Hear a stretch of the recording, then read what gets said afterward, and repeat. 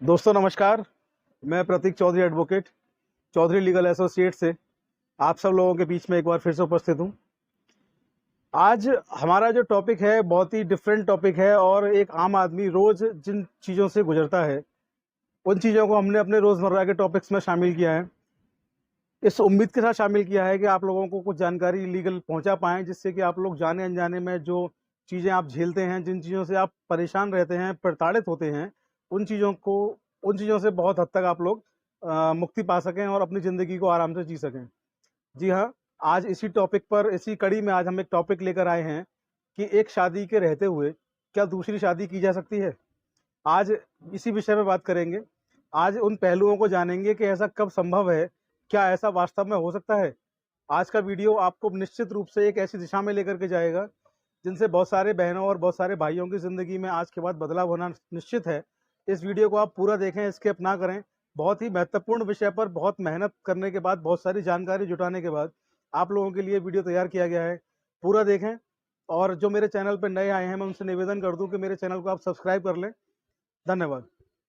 तो आमतौर पर हमारे समाज में देखा जाता है कि हस्बैंड वाइफ के, पति पत्नी के बीच में झगड़ा हुआ और वो झगड़ा कोर्ट तक पहुंचा और कोर्ट में चलते चलते सालों बीत गए और आप लोग परेशान हैं। आप लोगों को न्याय नहीं मिल पा रहा है, इंसाफ नहीं मिल पा रहा है। आप लोगों के 10 20 15 साल ऐसे ही गुजरे जा रहे हैं। काफ़ी समय व्यतीत होने के बाद लगता है कि न्यायालय के चक्कर में फंस गए, क्या हुआ। तो यहाँ पर मैं आपको बता दूं, हस्बैंड वाइफ के डिस्प्यूट में आपको जल्दी से अगर मामला सुलझाना है तो आपको सबसे पहले ये तय करना ज़रूरी है कि आप किधर रहना चाहते हैं। किधर रहने से मतलब है कि आप अपने साथी, अपने पार्टनर, अपने पति, अपने पत्नी के साथ रहना चाहते हैं या उनसे अलग रहना चाहते हैं। सबसे पहले आपको ये फैसला करना होगा या आपको एक डिसीजन लेना होगा कि आप लोगों की मंशा क्या है, आप लोग चाहते क्या हैं, साथ रहना या अलग रहना। अगर साथ रहना चाहते हैं बहुत अच्छी बात है। अगर आप लोग अलग रहना चाहते हैं तो इसके लिए आपके पास रास्ता बचता है डाइवोर्स का, तलाक का। लेकिन आमतौर पे देखा गया है कि तलाक के मसले भी कोर्ट में लंबे समय तक पेंडिंग रहते हैं और तलाक नहीं हो पाता है। तो आज हम आपको कुछ ऐसे बिंदुओं पर जानकारी देंगे जिनको लेकर के आपकी लाइफ का जो सबसे बड़ा मसला था तलाक, वो आज हल होने वाला है।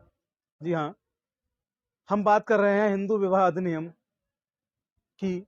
और हिंदू विवाह अधिनियम में सेक्शन 12, हिंदू विवाह अधिनियम की धारा 12 जो है वो प्रावधान करती है कि किसी शादी को, किसी विवाह को आप कब शून्य घोषित करवा सकते हैं, कब शून्यकरण की ओर से लेके जा सकते हैं, उस शादी को खत्म कर सकते हैं।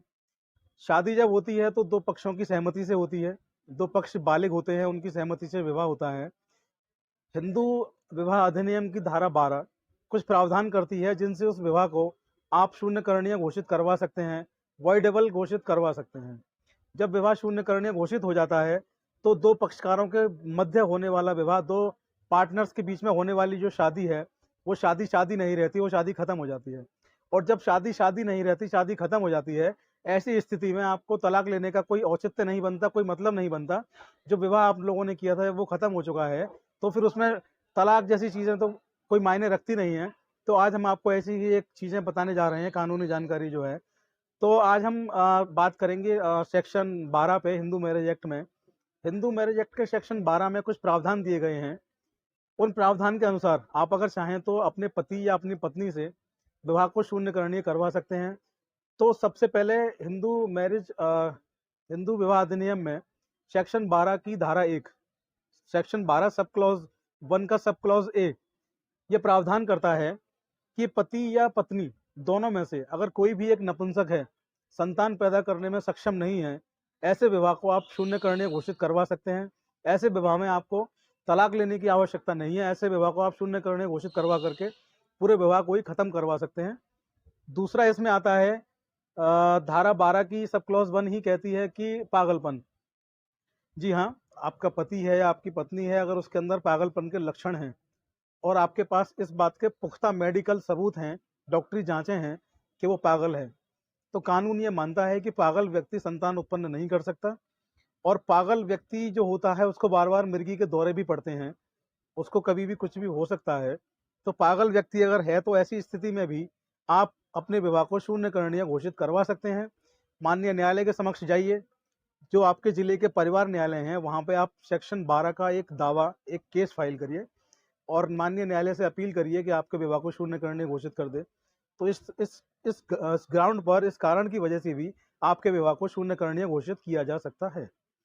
तीसरा इसमें हम लेते हैं कपट, छल या बल के आधार पर ली गई सहमति।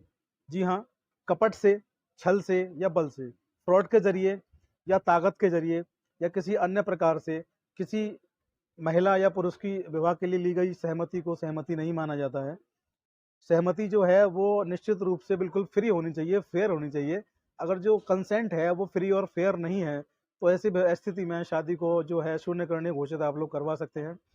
तो कुल मिलाकर के ये कुछ चीज़ें हैं जो हिंदू मैरिज एक्ट के सेक्शन 12 में दी गई हैं। बहुत सारे केस लॉ हैं, माननीय सुप्रीम कोर्ट ने और माननीय विभिन्न हाई कोर्ट्स ने इस मसले पे बहुत सारे केस लॉ भी दिए हैं। केस लॉ के आधार पर भी बहुत सारे लोगों ने पूरे हिंदुस्तान में तमाम हाई कोर्ट्स में और सुप्रीम कोर्ट्स में अपनी शादी को वॉइडेबल करा करके शादी को समाप्त करवाया है। तो अगर आप इन चीज़ों में उलझे हुए हैं और वर्षों से आप मुकदमे लड़ रहे हैं और आपके पति में या पत्नी में इन लक्षणों में से जो मैंने अभी डिस्कस किए हैं एक भी लक्षण अगर उनमें मौजूद है और आपको लगता है कि इन लक्षणों के आधार पर आपका मामला धारा 12 के अंतर्गत आ सकता है, तो आप उसको शून्य करणीय घोषित करवा करके विवाह जो संस्था है, जो मैरिज जो एक संस्था है, उसको ख़त्म करवा सकते हैं।